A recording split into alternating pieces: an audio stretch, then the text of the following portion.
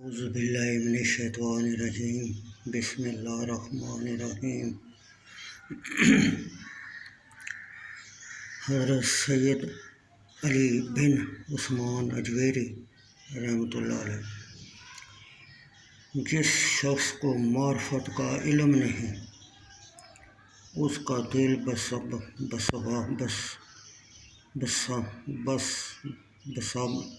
بسبب جہالت بیمار ہے۔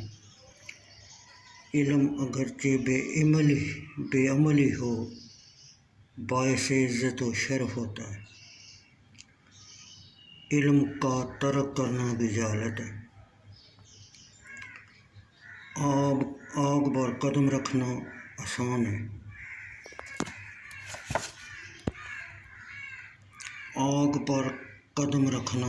ہے، علم کی صحیح مطابقت اور موافقت مشکل ہے۔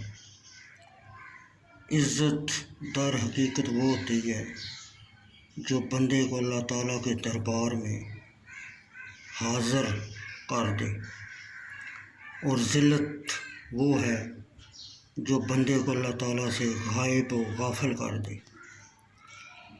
درویش اپنے تمام معنی میں غیر اللہ سے بے تعلق اور تمام اسباب سے بیگانہ ہے۔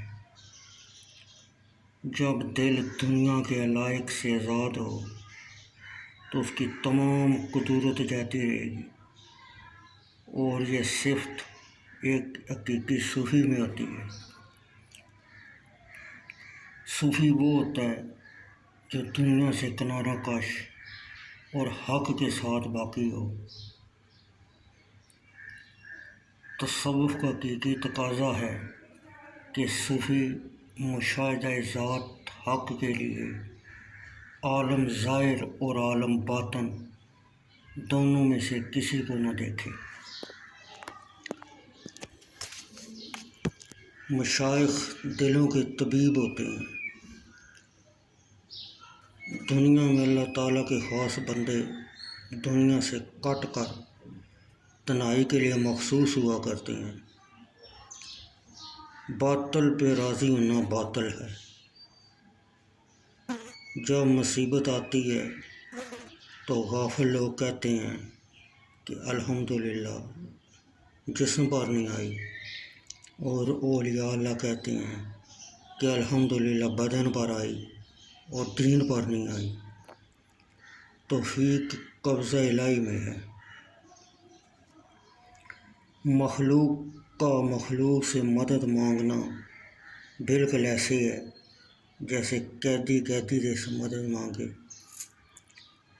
ایک سانس عبادت الہی میں بہتر ہے کہ خلقت تمہاری فرما برداری کرے۔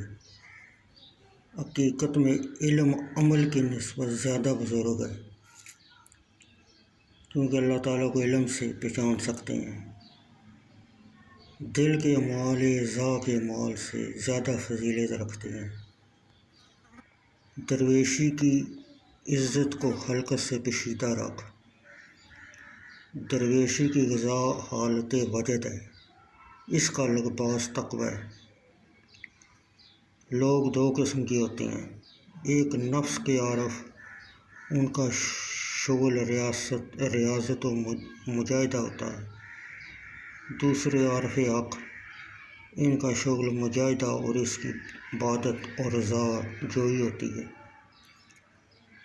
شوق و خوف ایمان کے دوستوں میں سے ہیں۔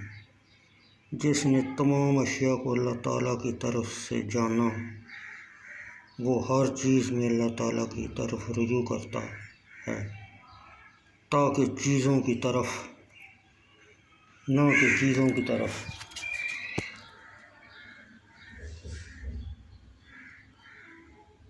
محبت سے بڑھ کر کوئی چیز نازک نہیں۔